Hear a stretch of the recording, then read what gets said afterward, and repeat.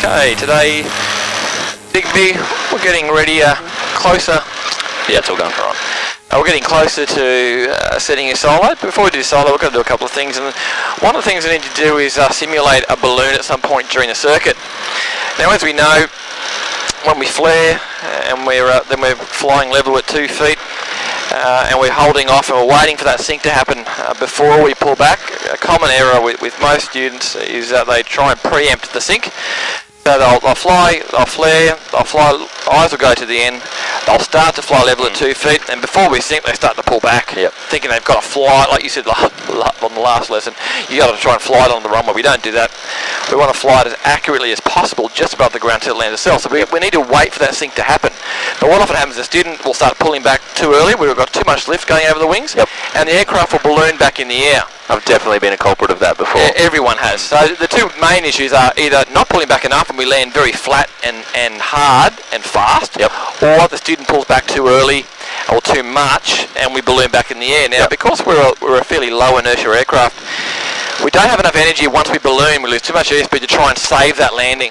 If we try and save the landing, it's going to become very ugly very quickly. And the most common scenario is that you're going to right the nose wheel and the propeller off on the landing. That's not a good thing, right? Not a good thing. So what we teach is that every time we balloon, we simply full power and we do a Mr. Approach, we go around every time. So what I'm going to look at today is get you to do some consistent circuits first of all, and at some point on the flare and hold off, I'm just going to simulate a balloon, just pull back on the controls. The flare that I perfected last week. The one, yes, correct. So, and I want to see your reaction time. I want to see that you identify we're ballooning, and that you can go around. Okay. I won't send you a silo unless I know you can accurately identify a balloon and go around safely. Noted.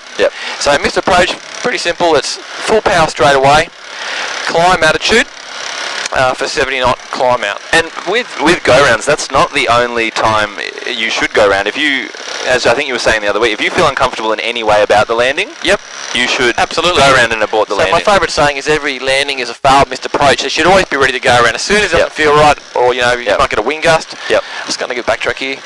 Caloundra traffic, sling 8514, entering and backtracking 05 for 12 Caloundra. Yeah, that's right. So you should be just almost like a healthy paranoia, ready to go around as soon as it's not right. The same as if we bounce, if we land flat, we bounce back in the air. We don't want to wait for the second bounce. You're just causing more unnecessary damage. Correct. So we just full power go around again. I want to get in the habit too, Digby, of saying your pre-takeoff safety brief on every takeoff. So do you remember what that is? For the passenger? For you? For me in general? Well, it's identifying that your airspeed at rotate is 60 knots and that you can climb out at 70.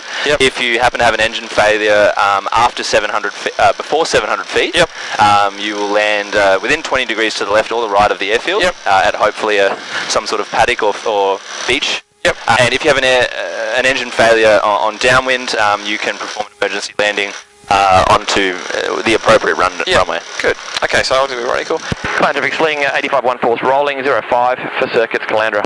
You have control. I have control. So we've done the pre-takeoff, we've checked all that. One last check of the canopy and just go left to right. Everything's on. Brakes off. Away we go. Alright, here we go.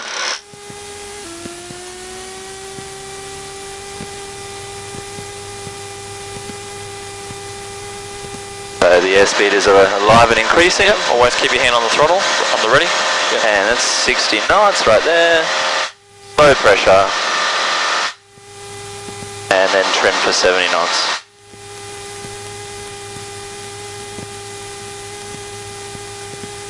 That's quite a quick takeoff today. The headwind must be the fairly prop advanced. on this thing's a little bit more fine as well, so you get a bit of takeoff performance, and we do have a bit of headwind, And at 300 feet, flaps up. Good. Caloundra traffic, Texan 5285, turning base runway 05, touch and go, Caloundra. Alright, and on downwind we'll do our pre-landing checks, which is bum fish, brakes are off, undercarriage is locked and secured. M for mixtures are all good, F for fuel is sufficient, Caloundra traffic, I for instruments are all on. 2 miles to the southeast, ESPA switches 500 shortly on descent. are all on. We'll leave landing on off aircraft in there. Cool. And H4 hatches and harnesses are all secured. Yep, good. So we're now crossing the threshold of the runway, so... And nice and smooth on the controls. Bit of lift here on the approach.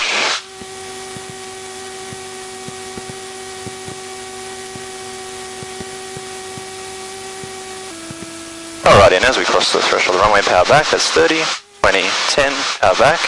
I was at the end of the runway and we're waiting for that sink. Bit more there. There we go.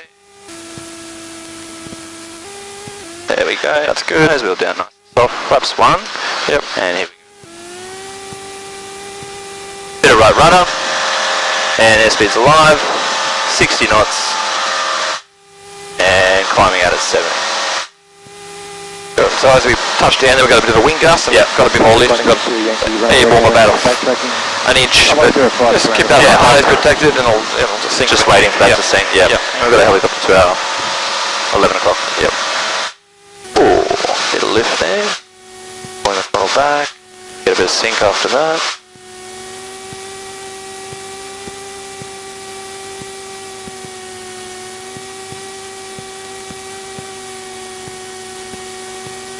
And we're looking for that bus on the end of the runway, maintaining 70 knots. Keep the airspeed healthy. Yep, it's healthy, yeah.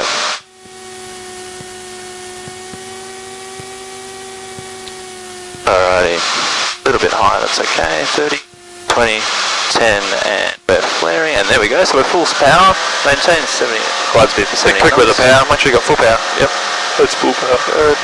And wait for make sure you got a positive rate of climb, and then flap up in stages. Definitely got different aircraft have different, but with the sling, positive rate of climb, then flap up in stages. Cool. That's good.